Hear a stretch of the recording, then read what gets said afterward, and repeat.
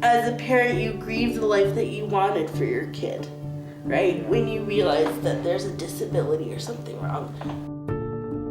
The discussions are shifting, and I've definitely seen that. But I feel like there's a lot of assumptions, especially when your condition is more physical and visible. A lot of people see the disability community as an inconvenience instead of actually a human being.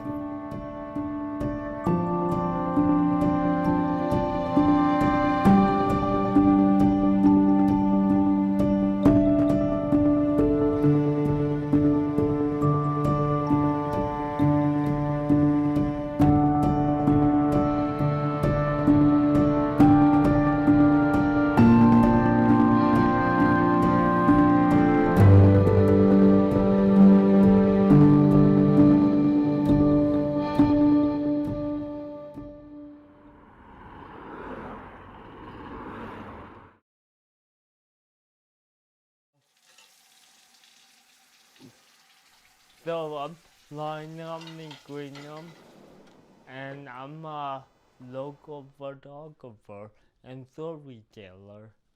I tell stories from people that are usually overseen, that don't have a voice and are not really seen, the people that are underrepresented, and I just wanna use my talent to empower their voices. I'm not gonna lie, there are times in my life that I would assume that I have a disability, or that I would assume that I have cerebral palsy. People that are disabled, we're not disabled because of our bodies. We're disabled because of the environment around us, and that is a social model of disabilities, and I want to showcase that in my story. Beautiful. Can you hold my phone, Yeah. Paolo?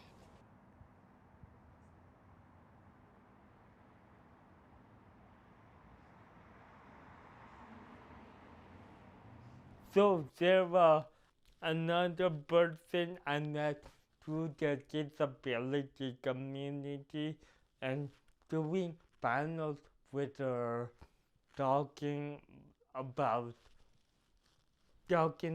team with Means Disability Employment Awareness Month. I remember one story about how much barrier there was within employment. Yeah, really got me, and I wanna empower her voice more in the documentary. I know you and I got cerebral palsy, Yes, we do. but we both are different in many ways. Yes. So I wonder, like, because I know, like, my experience is different from yours. So what is your experience like in having cerebral palsy? Well, that's a good question, Lionel. I definitely always say to people when I talk about CP and what it is, I always say it's not like one size fits all, because I think you have CP and it affects everyone differently. So I always say, like, for me, there might be some things that are difficult for me that are really easy for Lionel, and vice versa. This is where the magic doesn't happen. This is my desk and my laptop. This is where I work. Mostly with my writing and freelance. I just work from home and I get different writing projects. And I'm currently looking for full-time. I had to step away from some things, but I think it'll make room for new things, which I'm ready for. Just a new challenge. My background is in journalism, but I've done technical writing, I've done communications work for brands here in the city, and I just want to continue to do that because I'm good at it. I also have like a background in customer service as well, because I'm a people person, if you can tell. But yeah, I was thinking I was ready for a change, and it was kind of sudden, but I'm excited to see what new opportunities come up.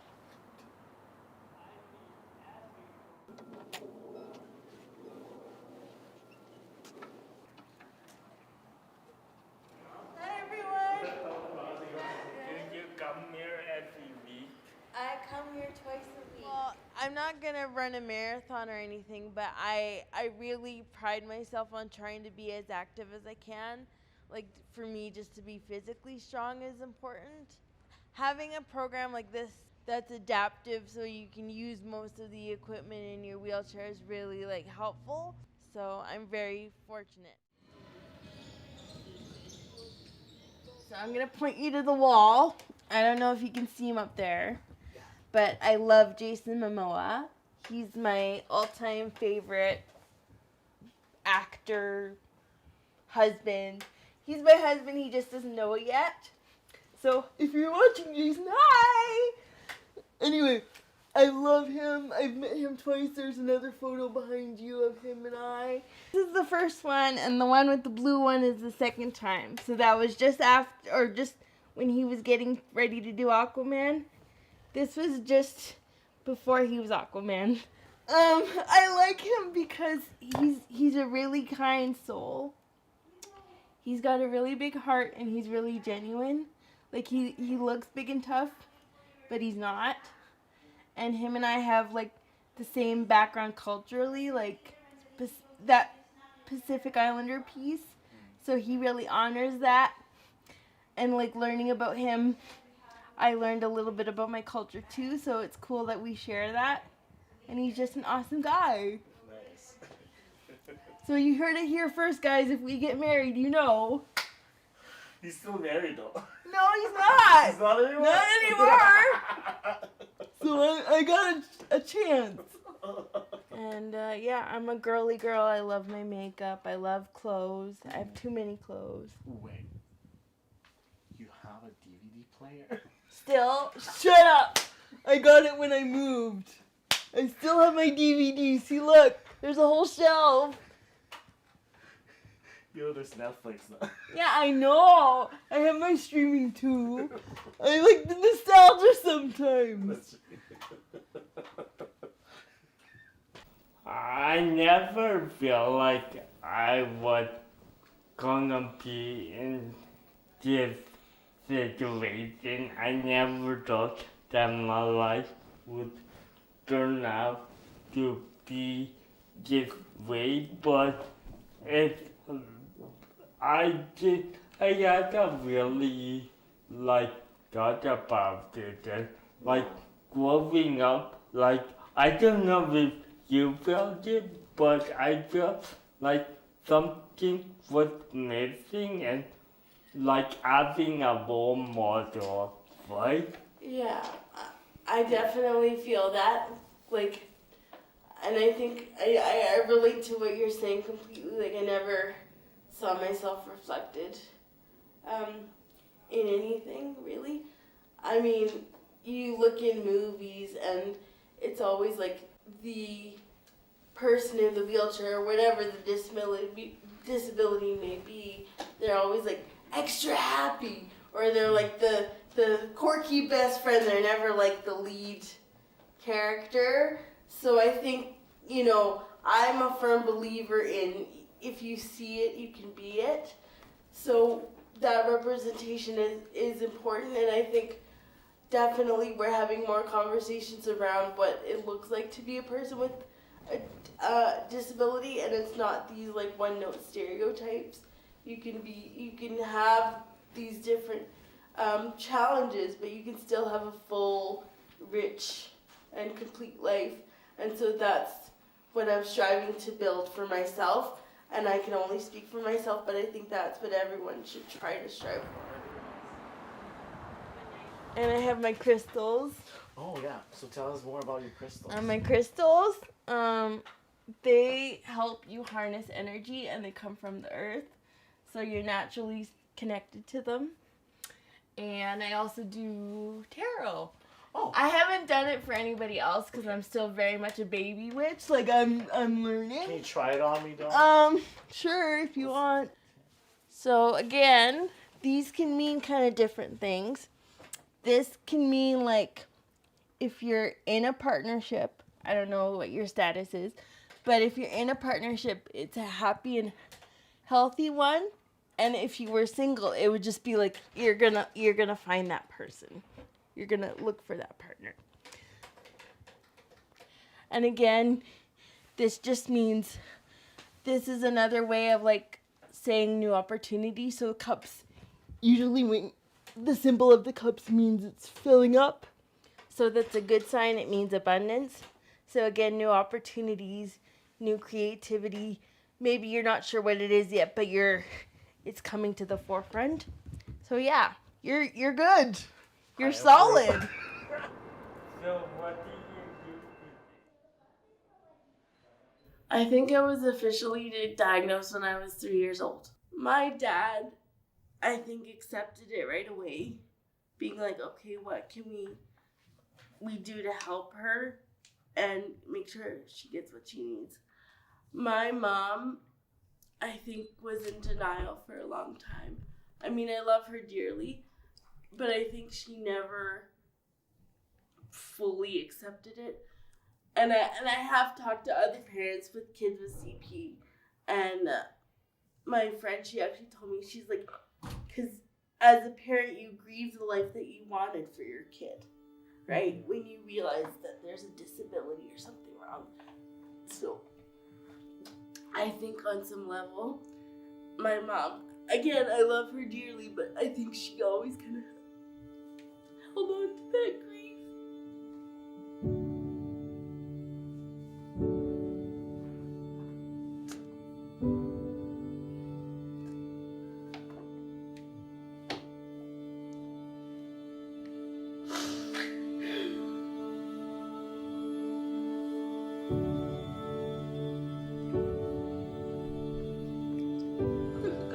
I've done okay. I've done a lot of things. I've worked really hard. It's okay. It's never easy. And it's never been one of those things that have been easy, you know? Nothing's been handed to me. I keep going because I really don't have no option. So I find the strength somewhere and I keep going. So it's different when you have parents that have kind of different outlooks, but so far I've made it okay.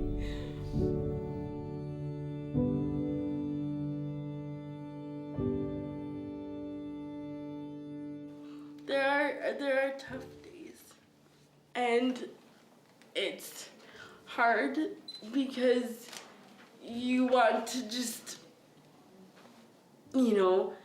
put a brave face on everything and say, no, I got it. I'm doing okay. And I mean, I struggle just like everybody else too. And like I said to you the other day, the pandemic was really hard. Having a disability can be very isolating because not everyone understands. And then you have something like the pandemic that further isolates you and pulls you away from other things. That is the one point in time where I think people understood, okay, this is what it's like not to have something. This is what it's like not to be able to do the things I want. And in a nutshell, that's what it's like to be disabled, because you can't do everything like everybody else. I've had to deal with anxiety as well as depression at different points in my life. So I needed something to like channel it, and I felt like, again, like I said before, I'm not gonna run a marathon, but if I can do something for myself that makes my body feel better, and it really just came a place where, like, I know the instructors really well, and everybody just is it's a really good group, and it's a really good group of people to be around, and I just needed that sense of community, but also helping my fitness as well. So it's just, I'm very grateful that I found it. I had, moments where I was thinking about, like, suicide, and I think that's something disabled people in particular don't talk about. But I mean, I know from my experience, like, I have to, just be very aware of what I'm feeling and why. And I mean, everybody always says, oh, well, you're super bubbly and you're super funny and you're all this, you're all that. It's like, well, but you don't know what I've had to overcome to be like that. So I think at the same time, like, I put on a brave front, but there's definitely hard days too.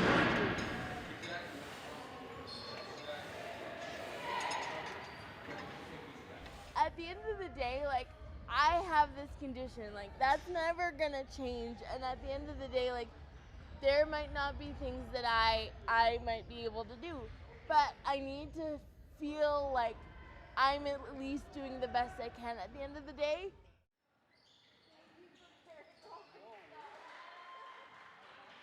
I should be working the same type of jobs my friends work.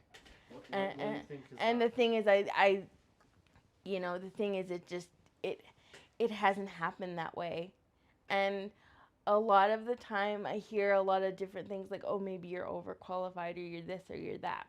But I think the crux of it is, and I've done jobs where my job is tied to funding because I'm that diversity hire. So I've gotten that too, and that's what I kind of want to get away from. Like, I want to be somewhere permanently, not just when the funding runs out. Because I'm entitled to that. Yeah.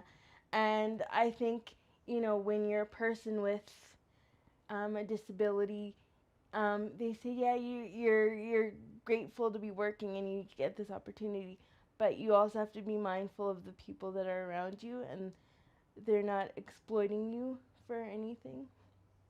Or, because I can't really go into details about that, but I'm, sort of seeing where I was kind of being used for certain things, and I just didn't like that. I feel like the biggest barrier in our community is people's attitudes. Right. Right? Like, how do you feel? What is the biggest barrier do you feel? I mean, again, I don't want to discourage people, but I think the discussions are shifting, and I've definitely seen that. But I feel like there's a lot of assumptions, especially when your condition is more physical and visible. So they sometimes, whether it's a job situation or whatever, you can look at someone and be like, well, they're not going to be able to do this, or this and this is going to be extra work. And it's like, well, no. If you're willing to have the conversation about how things are going to look, I'm actually very capable, and I can get stuff done. It might look a little bit different than the way everybody else does it, but I'm still very capable. And I think the biggest barrier is just having those misconceptions. And the biggest thing I think that will help is just creating those conversations and saying, like, what do you need to be successful? How can I support you? I take access. You saw how I got to the library, right?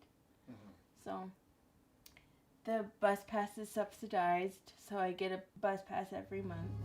There's no spontaneity in my life, because like I can't just go somewhere on a whim, right? Like I have to plan. I have to know if the venue's accessible.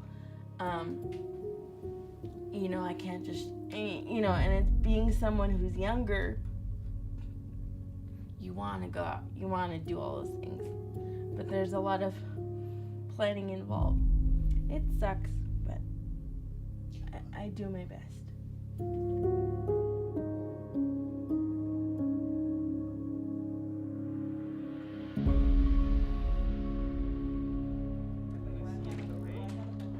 I always think we're moving in the right direction, but we need venues to be more inclusive. We need inclusive policies in general, like all levels of government, whether that's your hiring practices, whether that's policies around funding, whether that's inclusive venues.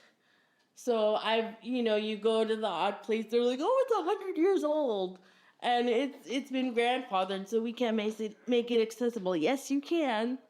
That just means you're excluding other people by not allowing people in. So it's like, don't give me it's a 100-year-old building, we can't do anything. It's like, if you wanted people to show up, you would. So I just think we need to get rid of that mentality and just break down those barriers so everyone can enjoy everything. Whatever parts of the community, whether they want to access a job, whether they want to access different venues, wherever they want to go, it shouldn't be like, well, I need to call ahead to see if this place is accessible, right? Because that's part of my job too.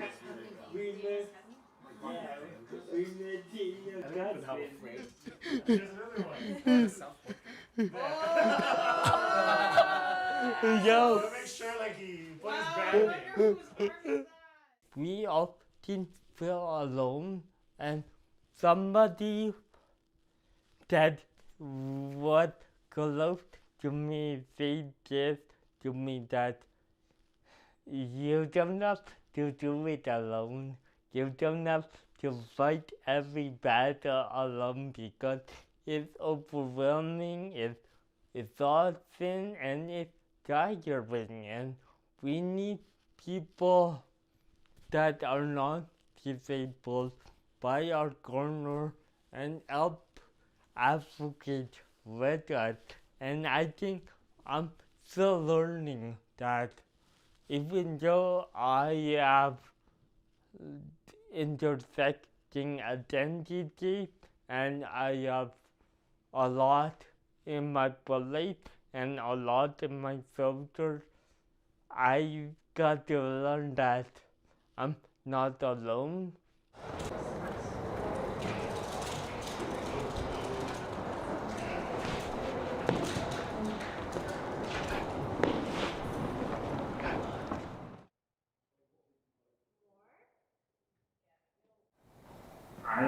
What do you think height-wise?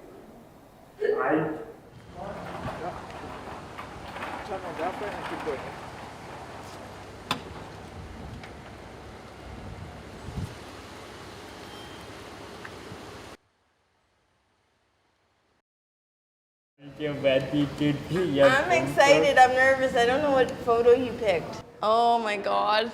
That's more than one! Yeah. Oh my god!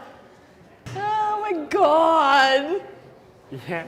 You guys, I thought it was just gonna be one photo and I got a whole wall. We're gonna take this one. We're at C-Space for Lionel's exhibit. I'm so excited.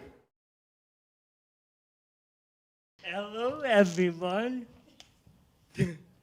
and welcome to the Limitless Gallery and also Happy Disability Employment Awareness Month. You're going to see tonight. My name is Lionel Migrino. My pronouns are he and him. Disabled people are often overlooked, But tonight, we all think that because this is the limitless photo showcase, and we're gonna highlight the boundless nature of the human experience. This event will challenge us to face the uncomfortable realities, including the systemic barriers that disabled people face. And through photography and documentary, we hope to make these truths harder to ignore. So for tonight, I ask everyone to open your hearts to the experience being shared and just learn, and don't forget, have fun, everyone. Yeah.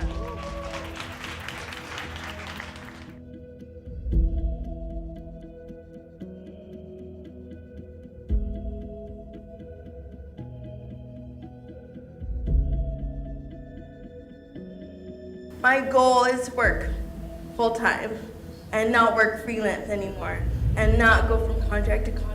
Well, don't get scared by the person's disability. Don't assume before you get to know the person and what they look like and what they work like. Employers are getting better, don't get me wrong. But I think sometimes people see the big chair and it's so physical. There's different ways of going about it. So don't be so quick to write someone off. If something isn't working, you find a solution that works. When Sarah was talking about opportunities, we couldn't do it. I couldn't do it without somebody believing in me and giving me a platform to do all this, to do a documentary. So Everybody's capable. And so I just know we're getting there. It just, it just needs to be more open, and especially companies need to say, well, maybe they don't have everything, or maybe this person might need a little bit to navigate, but let's get them set up to the point where they can be successful and contribute. Because I guarantee you, whether you're visibly disabled like me, or whether you're on a spectrum, you just want to contribute. You want to make sure you've done the best you can at the end of the day.